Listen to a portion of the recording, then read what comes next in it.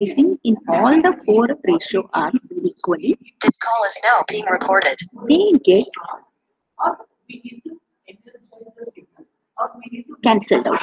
So this is an automatic way of conditioning of the signal or taking care or compensating for the similar variations happening in the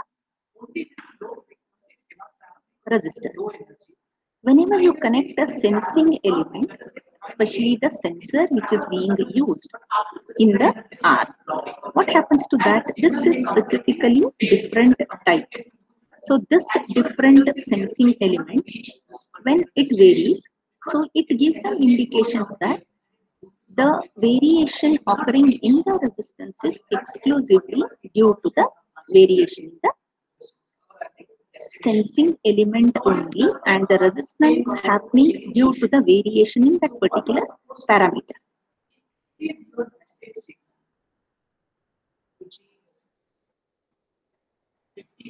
So with this background only, we have seen few of the bridges yesterday, and these bridges can be applied to thermocouples, thermistors, RTDs, especially the platinum RTDs, which are most widely used for around 1000-degree temperature measurements. Especially all the metal related or strain related issues can be handled very easily without heavy compensating networks with the bridges.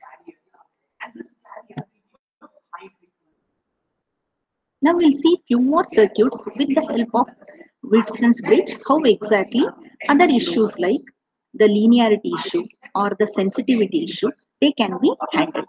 Or conditioning of the signal against these particular parameters can be handled.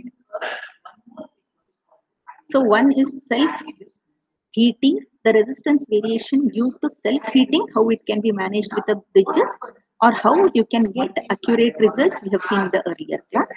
Now we will see in today's class the sensitivity and linearity related issues, how they can be managed.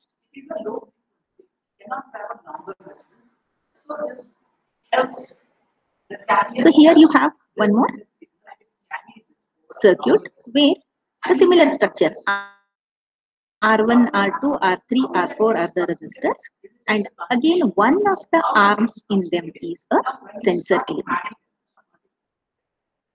So this is a typical sensor element, and the same circuit we will see with slight modification today. The same circuit other day, previous day, what we saw, how exactly this can be used for the measurement of different temperatures plus average temperatures or temperature difference sensed at different corners of a room or a furnace. So just see the circuit.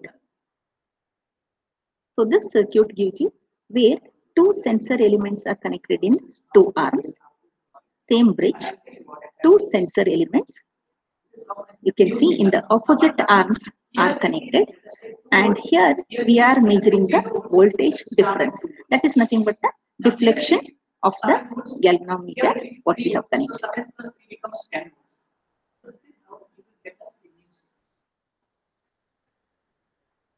So bridges basically have the additional advantage as compared to single voltage divider networks, where because of the ratio arms, we come across the cancellation of few of the errors. And as a result of this, this works on the principle of potential differences. Whenever there is a potential created, you are getting the variation in the current flow.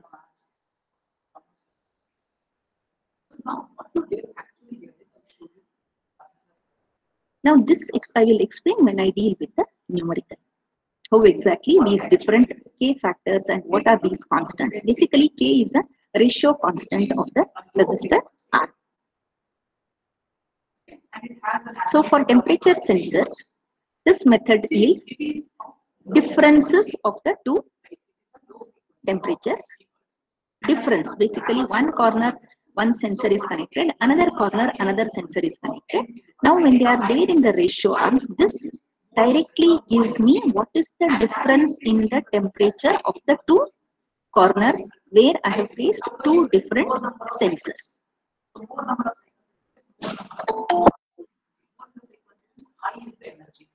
So for example, to calculate the thermal gradients, that is variations, or heat loss in pipes. Heat loss in pipes means one point is at a different temperature, the other point is at another temperature. Then if I connect resistive sensing elements, then automatically I get the difference in the two temperatures by this method. So even in agriculture field, this can be used.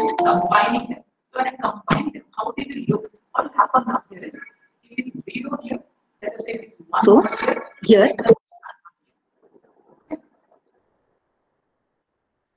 here, basically two strain gauges are connected in the ratio R.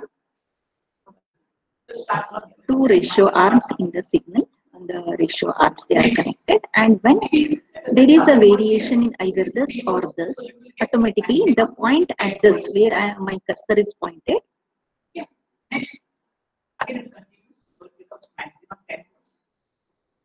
so this point experience difference in the temperature. This may be because of the ratio arms, this is at the same potential. So the difference earlier these were balanced.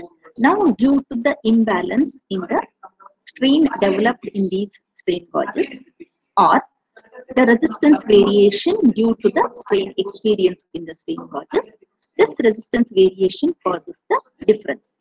So this leads to deflection of the system or the potential difference. This is directly proportional to the difference in the temperatures which we are measuring. So here, using two active strain gauges, one longitudinal and the other one transverse, in a measurement bridge, increases the sensitivity by the Poisson's ratio.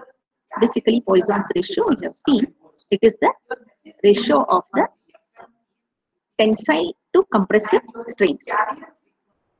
So this automatically gives me the difference. How much is the difference which is being generated? That if I relate it to temperature variation, I get directly the temperature differences or the strain differences.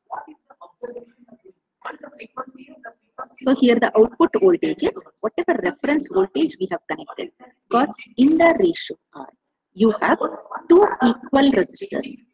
This means the ratio arms are producing the unity ratio. R0 by R0 gives me 1. So here directly the voltage VR, whatever I am applying, is getting exactly divided in two parts. So here what you get is half of the reference voltage or the applied voltage. So this point is at half the voltage, and this whatever variation happens, this in this ratio R, that should be available here. So VR by 2 into this gives me directly the difference in the strains, or in turn if I relate this to difference in the temperatures, this gives me difference in the temperature. So by changing the factor here, ratio arm factor, I can get the sensitivity also increased. I can get directly whatever the voltage reading is there without much of the calibration. Directly I can relate this to temperature variation, provided I know the scale for so much voltage difference, what is the temperature difference or what is the strain difference. If once it is calibrated for the voltage difference to strain difference or the temperature difference or the resistance difference, any of these factors, once I calibrate this bridge, it is very easy to use the same bridge for different measurements where the resistance variation is the parameter. So the same bridge which is constructed and calibrated for one kind of a measurement, the same thing can be used for multiple sensor measurements. Only thing, every time whenever such a bridge is constructed, one should know that it should be properly calibrated. Now calibration means here, for this variation when the ratio arms are maintained, whether the voltage levels are properly available or no. Exactly, R0 and R0 are giving one ratio or no. One thing. Second thing, if this ratio arms are maintained for the variation in the other end potential, that is the other junction potential, equal, the meter is reading properly for this variation or not. That also should be considered. So once you know these things, you can use the same structure of the bridge for strain measurements, for thermocouples, for thermistors, for RTDs, for all these resistance variable or resistance dependent sensors. You can measure the voltage differences generated and then calculate the accordingly. You can measure the different parameters.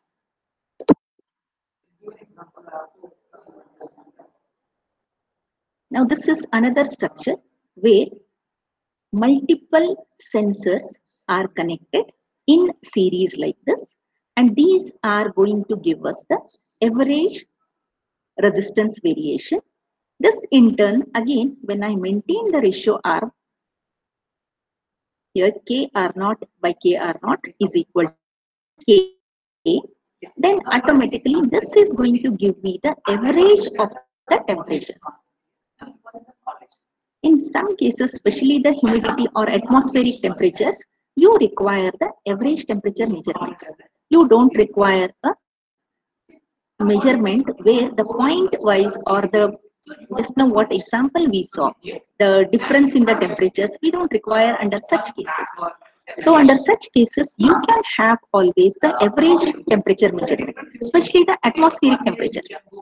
In a particular region, atmospheric temperature can be measured with the help of this kind of arrangement. So they are placed in the same bridge, in the same arm, and here the average resistance is proportional, and this ratio, wherever there is a change in this, here the average resistance is connected in one of the arms, and this is going to give me variation accordingly.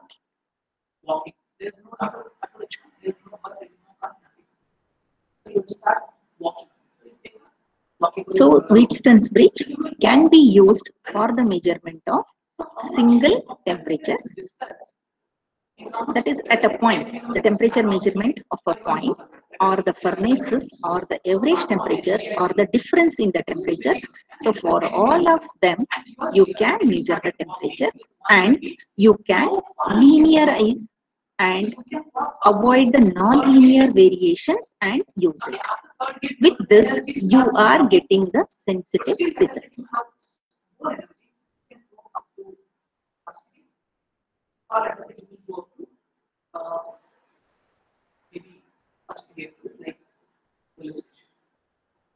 After going this distance, your energy completely goes down. Now, where you want to reach? You want to reach from this place to this. Right? But what happens? Now, the next factor is whenever we are concentrating on the measurements, especially on the sensitivity, first thing what we need to do is we have to take care of the power supply which is supplying power to the bridge. Because if there is any problem with the power supply, then what happens? This may introduce few errors. In the earlier classes, we have discussed that whenever we are using the sensors, the associated elements which we are using, they should also contribute to the sensitivity and accuracy of the system. Okay,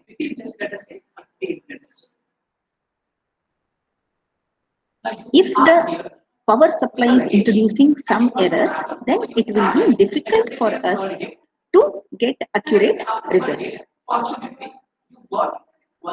So here for this, whenever you are making use of additional additional circuitry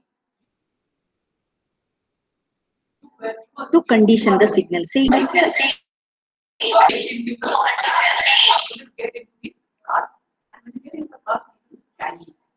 so under such cases, you require the help of another additional power supply. So this power supply should provide energy to the AD. Here in this example, analog to digital converter is considered.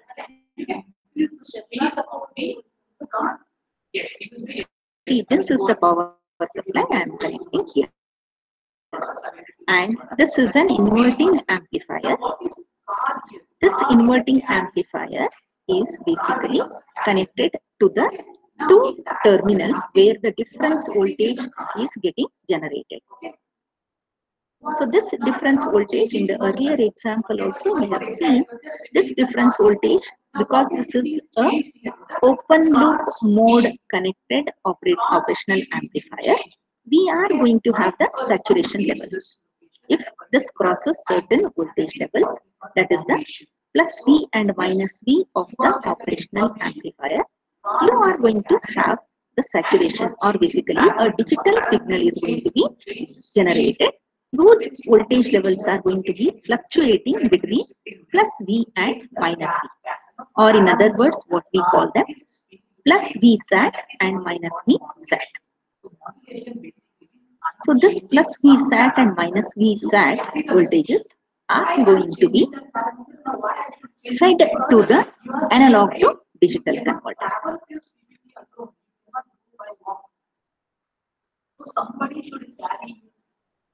And it can be, because this signal is of the digital type, so by sensing only the plus V and minus V, even this can be given to DAC as well to generate the analog signal.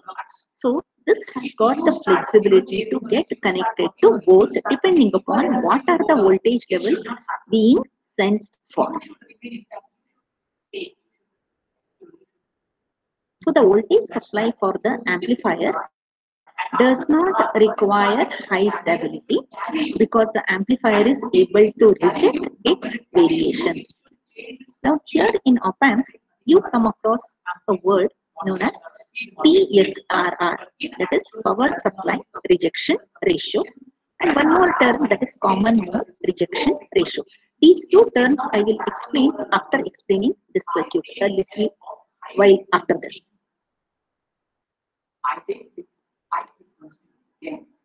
So here basically one need to know that this bridge requires highly regulated power supply, and also this ADC or DAC, whichever is connected, that also requires highly regulated power supply, so that the fluctuations happening in the power supply should not affect the measurement or sensitivity of the bridge or any measurement. So hence the accuracy level should not get affected. So to take care of that, the voltage variation should not be there. So this was earlier 3 volts. This was 7 volts. This is 10 volts because AM. Now detection methods. So first thing we know in all these, null deflection method is used in all the Wheatstone's bridges.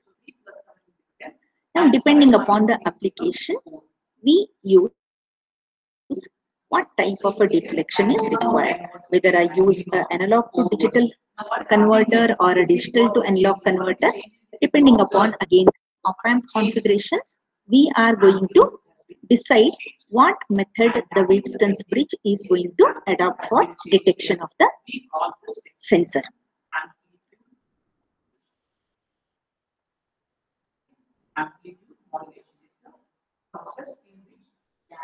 Now, I would like to take you all to one more section basically, that is the op-amps.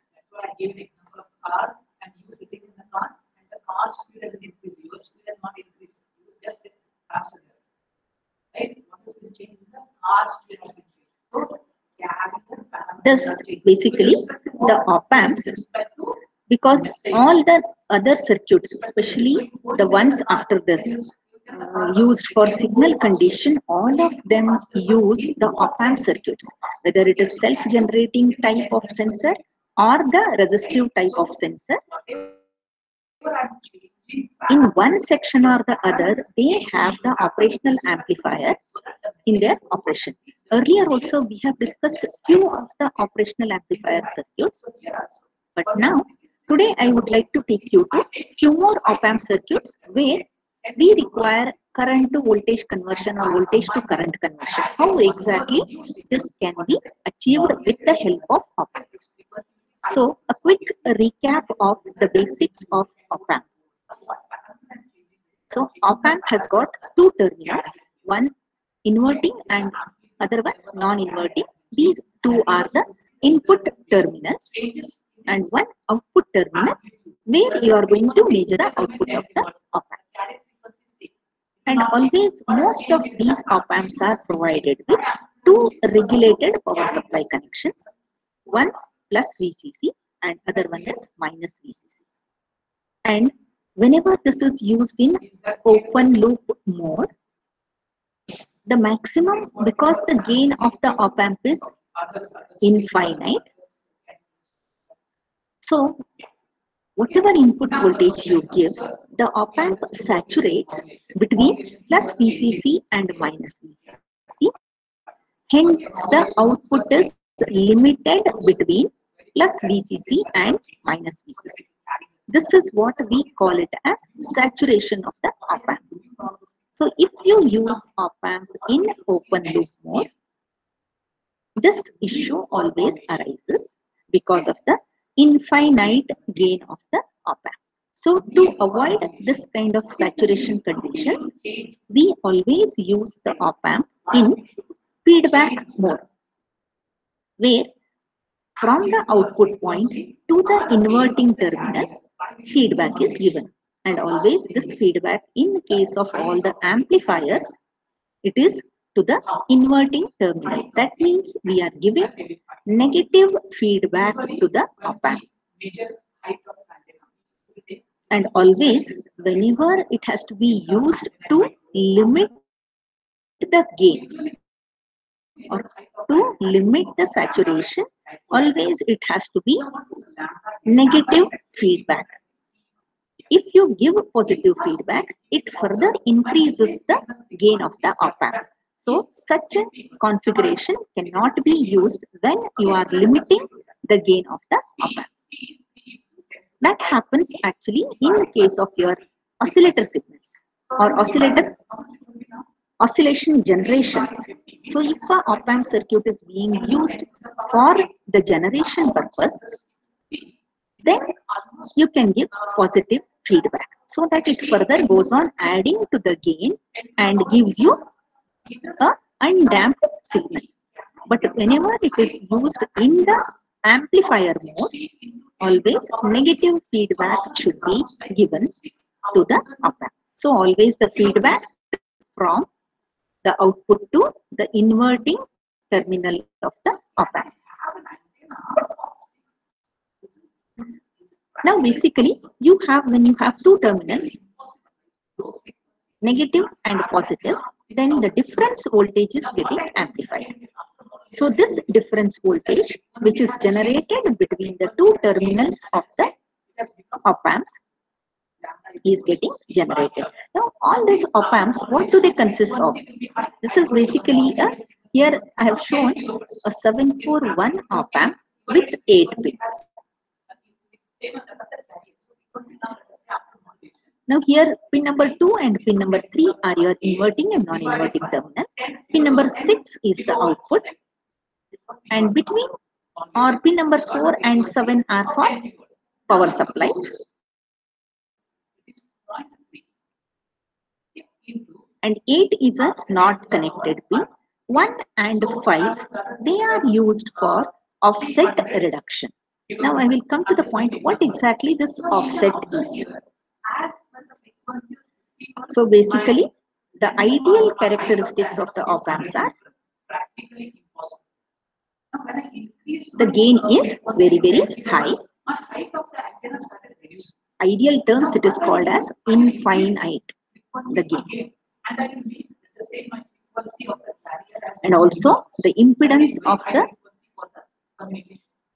op-amp at the input side, which is commonly known as input impedance of the op-amp is infinite and output impedance of the op-amp is 0. Also, this finds applications because its bandwidth is very wide. All our audio frequency amplifiers which are single transistor based or even the multiple stages also when you use, you have the bandwidth which is maximum of audio range. So 20 kilohertz to 22 megahertz if it is your op-amp bandwidth, then maximum of 1 megahertz or 1.5 megahertz you have.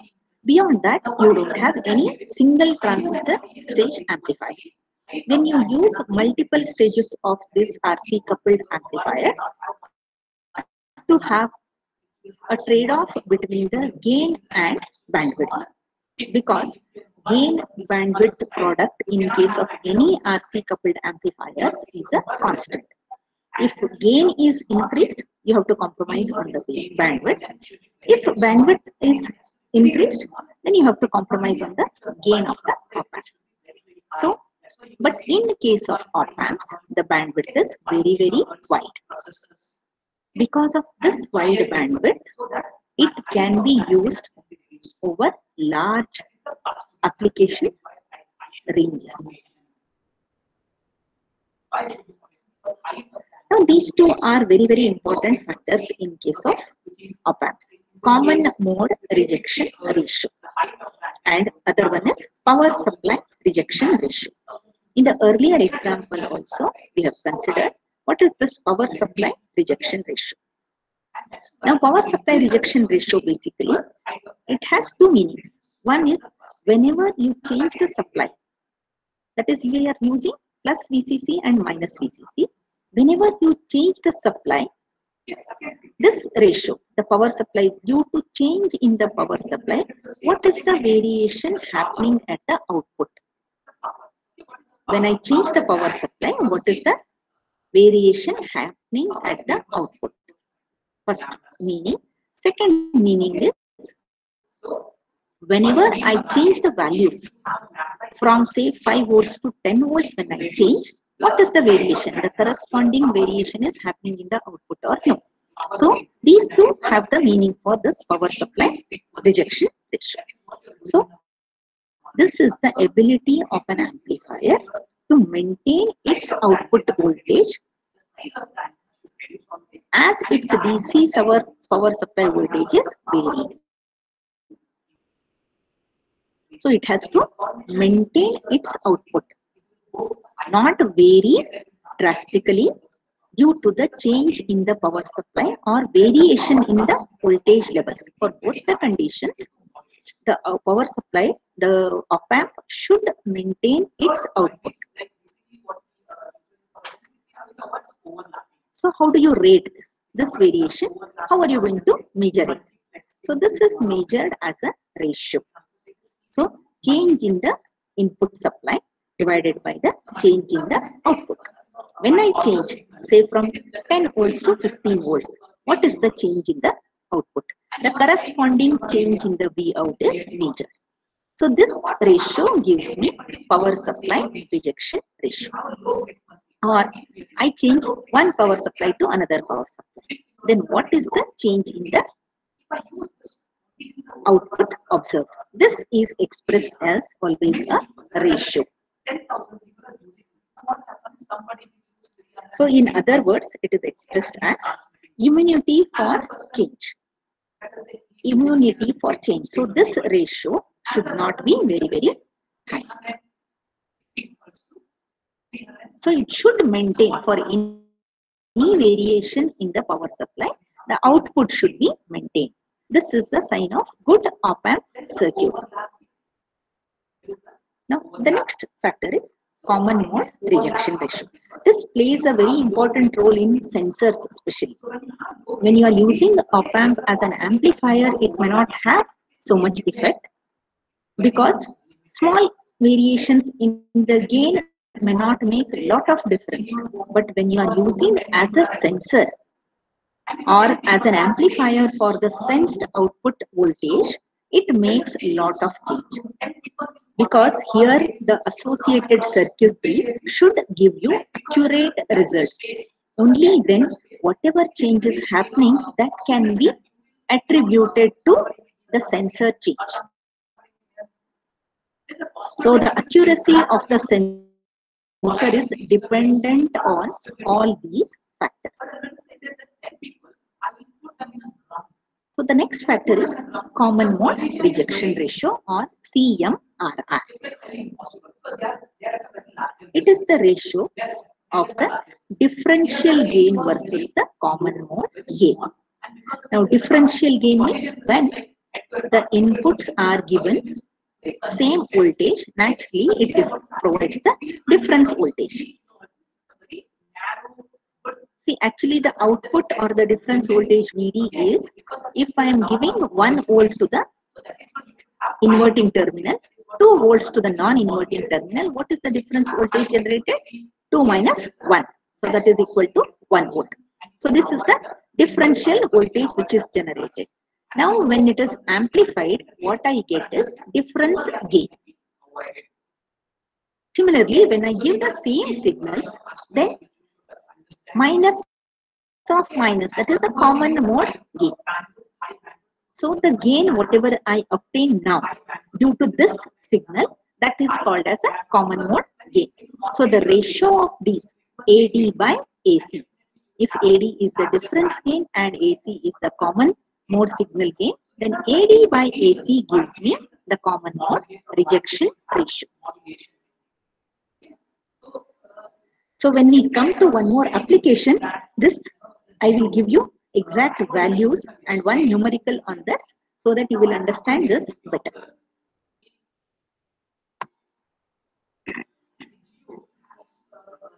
So here, this is V minus, whichever voltage is given to your inverting terminal is called as V minus, and the one which is given to plus is called as V plus.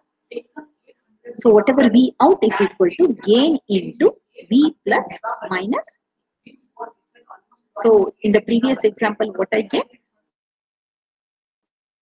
2 volts if it is given to non-inverting terminal and 1 volt to inverting, then 2 minus 1 is the difference voltage generated into the gain of the op-amp gives me the total output.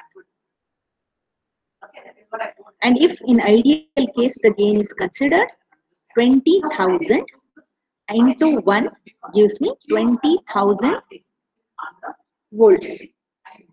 That's why because of this very high gain, the saturation happens. Because what you have supplied this op-amp with is only plus 15 or minus 15 in case of 741 op-amps. That too a regulated voltage.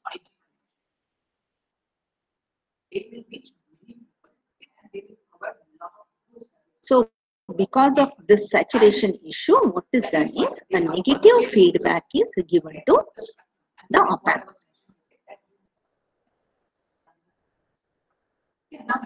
See here, infinite gain would be useless except in the self-regulated negative feedback amplifiers. So always this positive feedback leads to runaway condition or basically the oscillation generation. Whenever generators are to be designed, then a positive feedback is given. Whenever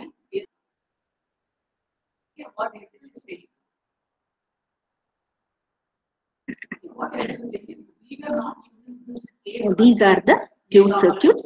Already on every circuit we have done a few of these circuits. We have worked on these circuits. I think inverting and non-inverting already we have done. The special combination of this non-inverting mode of the op-amp is, that is when RF is reduced to 0. This is called as voltage follower, because whatever input I give here, same output is available here, or in other words, the output follows the input. Now this is what in the earlier case we have seen VSAT, the plus VCSAT and minus VCSAT in the bridge example, where an open loop mode voltage comparator was used to generate this kind of a signal. And in one case we have seen the example where this is used as a clock for conversion of the digital signal to analog. In another example, we have taken this as a digital output between plus VCC and minus VCC, and we have used for conversion. So this is the usual comparator network where between two stages, if you want to switch on between plus SAT and minus SAT, if the switching has to take place, this op-amp comparator is commonly used.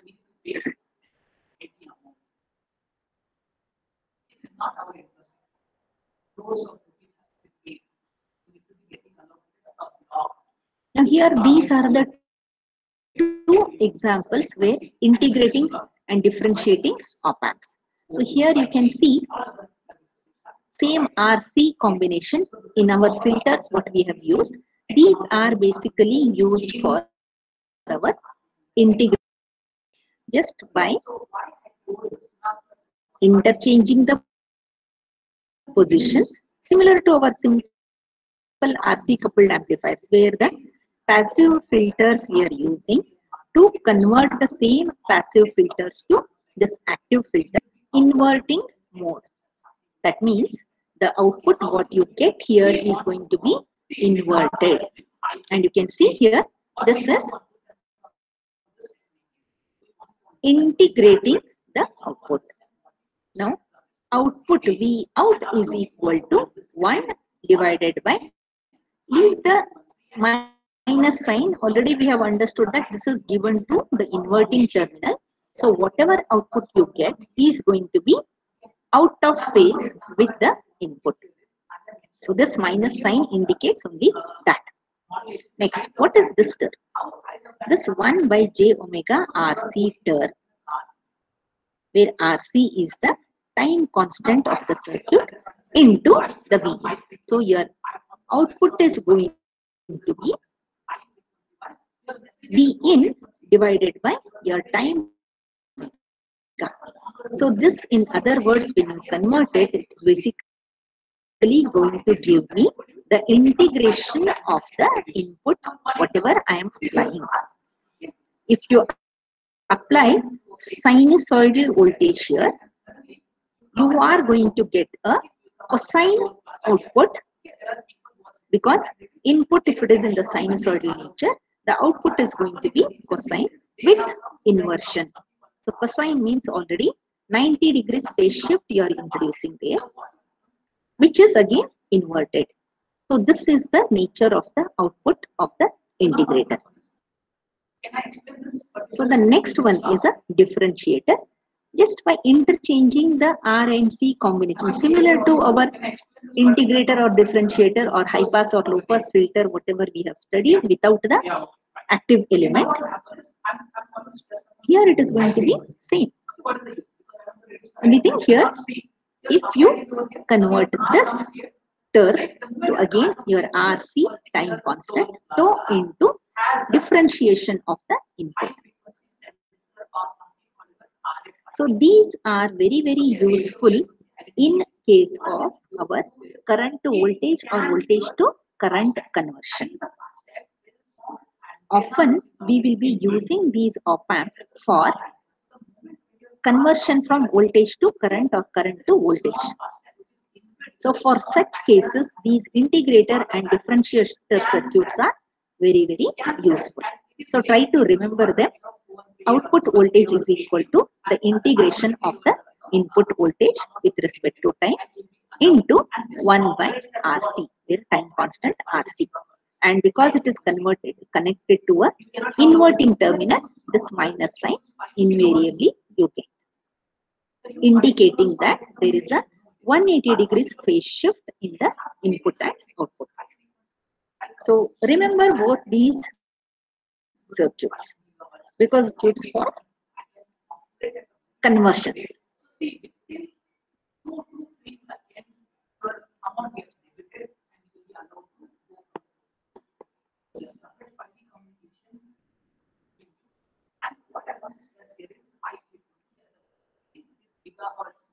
This is the op-amp circuit where the thermocouples are used. This little later we will come back to this circuit and discuss. We'll see first what is instrumentation. Okay, now here there is one more circuit. This is a current to voltage converter. So these two are also very, very important. In association with the differentiator and the integrator, often we use these two circuits. Now what exactly is happening here? You just see. Here we are giving current, not the difference voltage. This is connected to ground. So that means with the help of the virtual ground concept, we know that this point and this point are going to be at the same potential. When I give current to this, no current enters here because this is at ground potential. So entire current is going to flow through this feedback network. Now what is going to be your output now in this case? V out is equal to whatever input current you have given here into the resistance. So your V out is equal to simply I in into R. Though this is a junction here, because this is at zero potential and the potential difference between these 2 points is also zero, no current ideally enters the device. Entire current is going to flow through the feedback loop and available here and minus sign again because of the input being given to inverting terminal and non-inverting is grounded. So here you are giving current and voltage output is available. So this works like a current to voltage converter. Similarly, there is one more network which is used for voltage to current conversion. Now what exactly here we are doing is, you just see that circuit here, the resistors connected for calculation purpose to simplify the calculations, the feedback resistor is also equal to R. If you want some gain, then this feedback resistor can be increased. Now what is happening here? The non-inverting terminal is fed with some voltage V2. Now this voltage V2 is getting converted to current. How exactly that is getting converted to current, we'll see. Now this is the combination. This is a voltage divider network. So here, this is the voltage divider network where again the same principle here, these two are going to be virtually at the same potential applied. So what is the current which is getting divided because these two are equal resistor network? So V2 by R is going to be, or V in, if I call this as V in by R is going to be available here.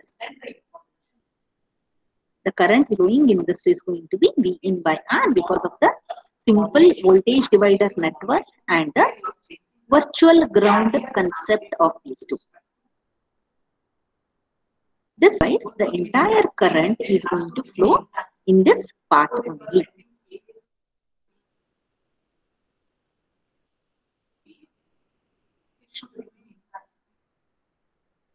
So, and designing this kind of a circuit, you get the load current which is equal to V in. If I connect all R's equal, load current I L is equal to whatever R is going to give me current, and as I have connected 1 kilo ohm resistor, here I am going to get directly the current. Okay, so the load current is equal to whatever voltage V in divided by R. So these two circuits, the current to voltage and voltage to current converters, along with integrator and differentiator circuits are very important.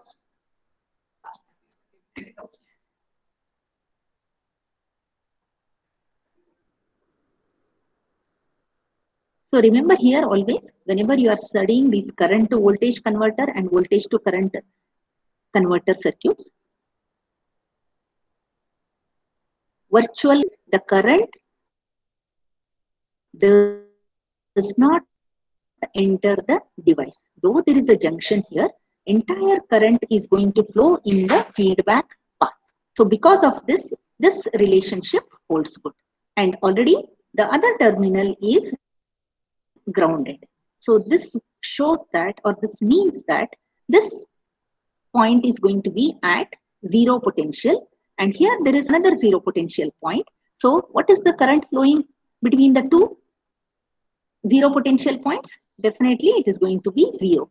So when there is zero current drawn into the device, naturally the entire current, whatever I am giving here through this circuit, is going to flow in the feedback path. So you can easily write this as V out is equal to I in into R. So here current I in is getting converted to voltage V out because of the concept of virtual ground.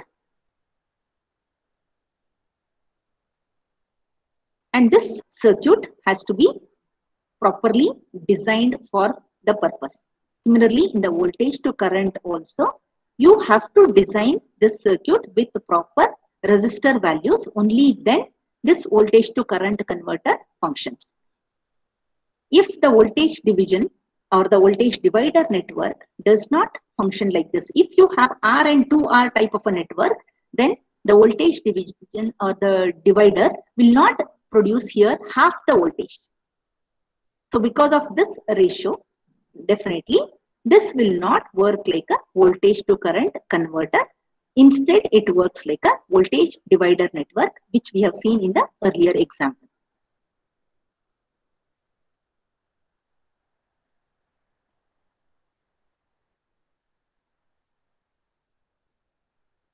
Can I complete this one concept? Because today we began late. Please answer me in the chat box. This instrumentation part, can I complete today? So that tomorrow we can move on to how exactly these circuits can be used in actual sensing. Is it okay if I continue? Okay, thank you. So here you can see, basically in any instrumentation amplifiers, what we need is, first, whatever the three parameters we have discussed in the previous class, the sensitivity, accuracy, and linearity. These three have to be taken care of.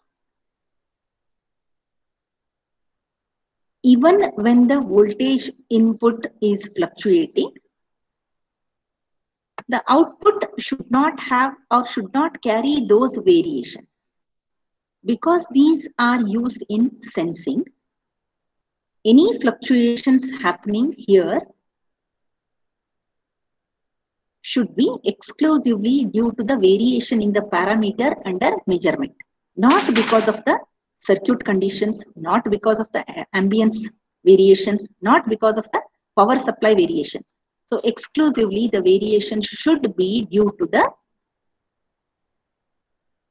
variation in the parameter under test. So to take care of all those things, special amplifiers are designed with the help of stable resistors. Now what I mean by stable resistors is, all the resistors are going to have the variations which can be measured and compensated by the compensation network. Especially whenever we use these resistors, we have the leads. If they are used for remote, if they are used remotely, then their connecting leads are going to be having good length. So these lengths of the connecting leads also introduce some resistances. Even when we say ideally, okay, it is zero resistance connecting lead, but practically there is no such zero resistance connecting lead exists. Only you can make the effect of this resistance zero by providing the compensation network, or by minimizing how we have studied in the bridges, where the cancellation of the errors or the resistance variation is happening. Similar kind of an arrangement has to be made whenever you are making use of good number of resistors. So such cancellation of the lead resistances should happen whenever you are using the resistive type of the sensor. Otherwise, the resistance variation due to self-heating, resistance variation due to the connecting leads, or if you increase the number of wires which you have connected, that also may introduce some resistance into the circuit and hence affect the accuracy or even the sensitivity of the device. So to minimize them or to almost reduce them to zero, we have to have a compensative network associated with this instrumentation amplifier. So first we will see what exactly is this basic instrumentation amplifier. So here there are two op-amps used. So again these two are in, you can see they are in inverting mode.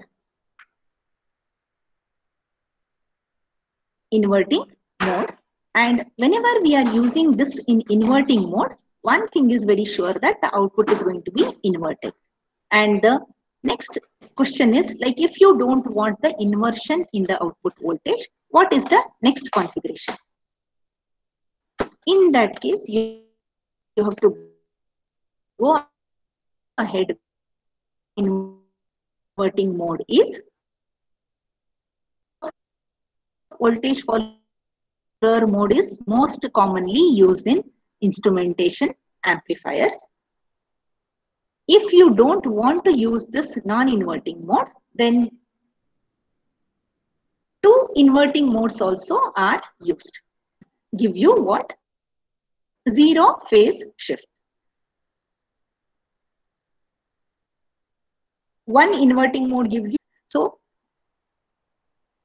like this you get total shift, which is making again zero. So like this you can construct the instrumentation amplifiers. Either the most commonly used one is the non-inverting mode with zero RF, or two inverting mode amplifiers with unity gain. So these are the most commonly used combinations. Now here in this circuit, you can see V1 is given to non-inverting mode and V2 is given to another non-inverting mode. And here the RF is connected here like this, the feedback path. And this is the divider network, which helps in tapping different voltage levels. From here you can give to this, and this provides actually the gain stage. This provides you, the first part provides you the generation of the difference voltage, and the second part gives you the actual amplifier stage or the gain stage.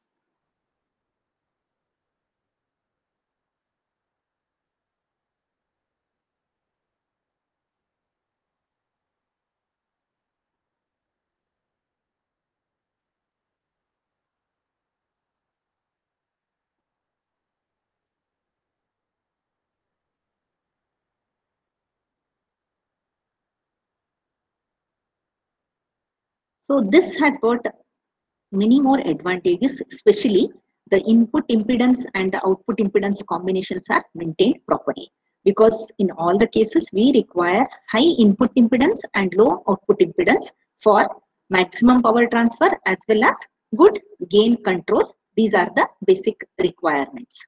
So when we come across the thermocouple application, I will give you the details about the input impedance and output impedance, the role of these two, why the input impedance should be high and output impedance should be low. So this is the basic configuration.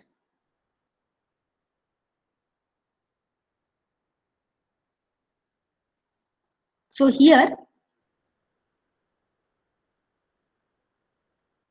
once the op amps are the PSRR ratio, these are also considered whenever you are designing, plus the input impedance and the output impedance of the op amp, and also the entire instrumentation amplifier are also fixed.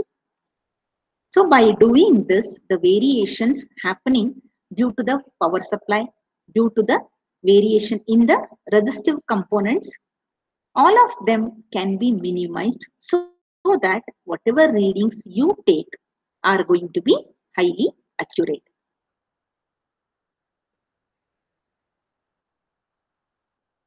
So in the next class,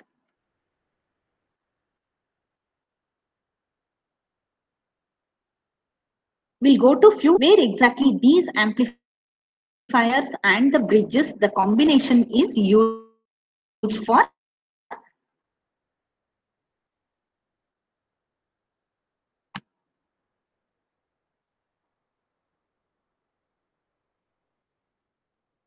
If you get any doubts, please put it in the chat box so that I will be able to address them.